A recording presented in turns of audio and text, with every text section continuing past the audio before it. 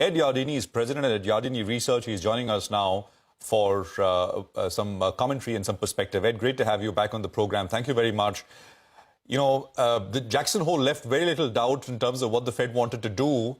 And, you know, the Fed chair emphasized that nothing has changed for them since Jackson Hole, in those many words, pretty much. What does the market do from here? Global markets, but you know, global markets are also doing things very differently, right? I mean, the U.S. is sinking. The Indian market, for example, is just a few percentage points away from all-time highs. So, how does one read what's going on? Well, I think in the U.S. there's continued concerns that tighter monetary policy will cause a recession. I think there's a tremendous amount of liquidity still left over from the pandemic. So I'm not expecting an outright recession. I think what we're going to have is more of the same. Let's call it a growth recession or a rolling recession that hits different sectors, different industries at different times. Even in housing today, we see that single-family housing starts are down, but multifamily housing starts are up. We know that the consumer continues to spend, though at a very slow pace. They'd like to buy more cars, but the auto industry is in a recession mostly because they can't get the parts that they need. So there's all this kind of mixed movements in the economy that I think adds up to virtually no growth. And by the way, the Fed's summary of economic projections is in that camp. They also believe that economic growth is going to be close to zero this year, and next year something like a little bit over 1.5%. And so I think for the stock market, it means the market moves sideways with a lot of volatility, because I don't think earnings are going to take a dive, but they certainly have peaked, and I think they're going to go sideways for a while. And then I think the volatility is from the valuation multiple. Ed, good morning. You know, we had a bit of a summer rally, right, in the U.S. as well after the decline. Yeah. And the assumption was that at some point in 2023, the Fed will turn.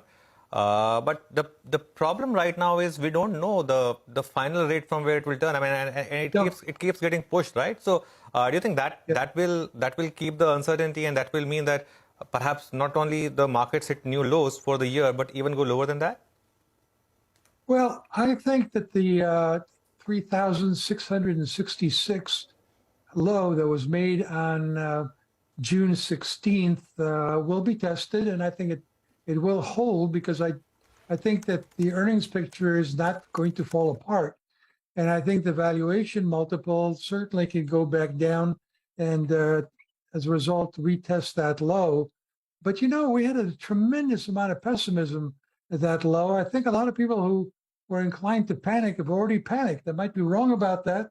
There may be a whole another wave of panickers that'll take us to a new low.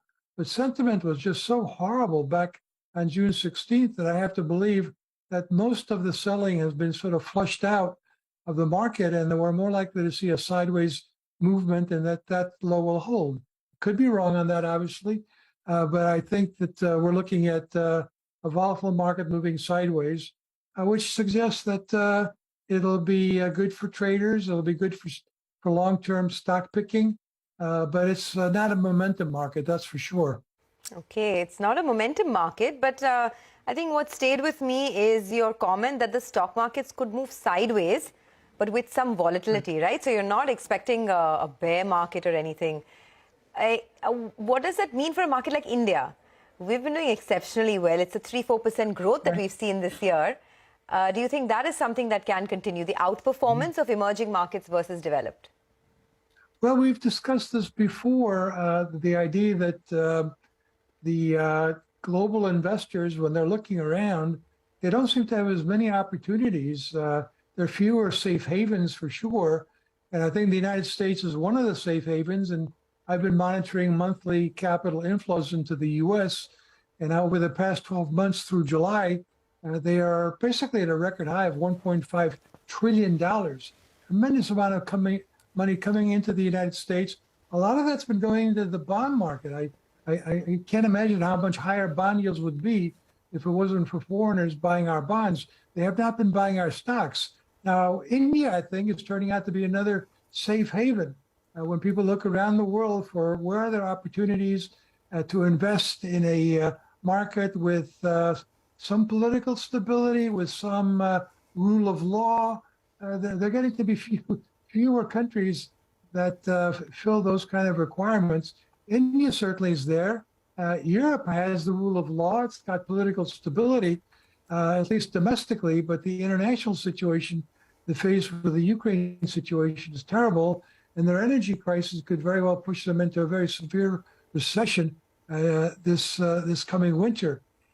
China's got all sorts of problems with its property bubble bursting and with their zero COVID policy. So again, global investors don't have that many places to go. And India, from an emerging market standpoint, certainly is one. And U.S. from a developed economy standpoint is another.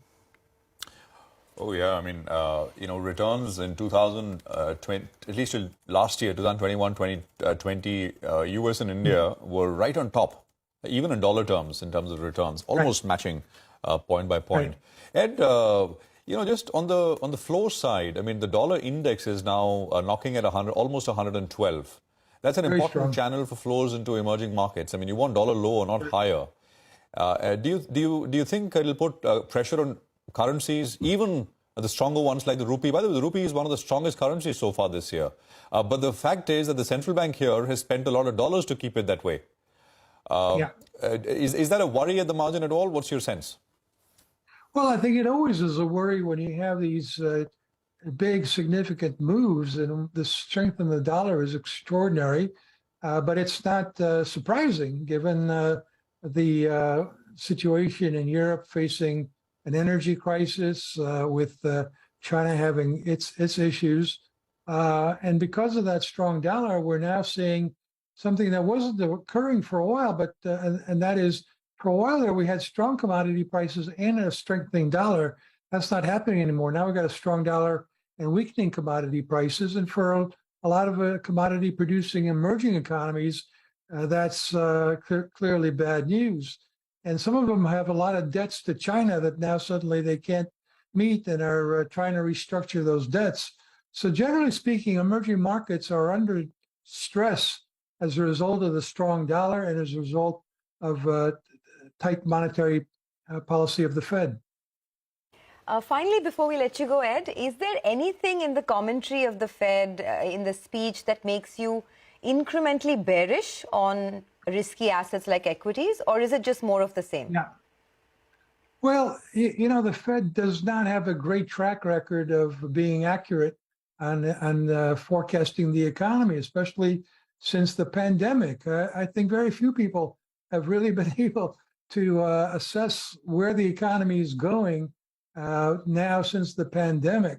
So it's a very difficult environment to try to forecast. And I think the Federal Reserve has just come to realize since the beginning of the year that they completely got inflation wrong and that they have to catch up, that they've been behind the inflation curve. And I think they forgot the fact that we had tremendous fiscal stimulus.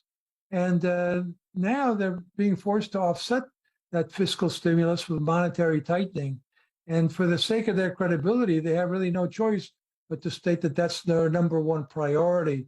So no, I don't think there were any real surprises, except, as you folks pointed out, in the summary of economic projections, it turned out to be more hawkish than the markets were anticipating.